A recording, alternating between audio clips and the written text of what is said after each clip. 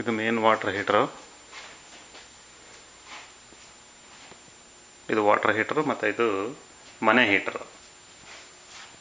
ಇಲ್ಲಿ ಸೇಮ್ ಒಲೆ ಮೇಲೆ ಗ್ಯಾಸ್ ಹೆಂಗೆ ಬರುತ್ತೋ ಹಾಗೆ ಬರುತ್ತೆ. ಇಲ್ಲಿ ಸ್ವಲ್ಪ ಹೊತ್ತಿಲ್ಲಿ ವೆಯ್ಟ್ ಮಾಡಿದ್ರೆ ಬರುತ್ತೆ. ಅದು ಒಂದು 5 ನಿಮಿಷ 10 ನಿಮಿಷಕ್ಕಾದ್ಮೇಲೆ ಅದು ಆನ್ ಆಗುತ್ತೆ. ಇದು ಮತ್ತು ಹ್ಯೂಮಿಡಿಫೈಯರ್. ಇದು ಹಿಂದ್ಗಡೆ ಸ್ವಲ್ಪ ಸ್ಟೋರೇಜ್ ಏರಿಯಾ ಇದೆ. ಆ ಕಡೆಯಿಂದನೇ ಬಂದಿದ್ದು ನಾವು ಇವಾಗ.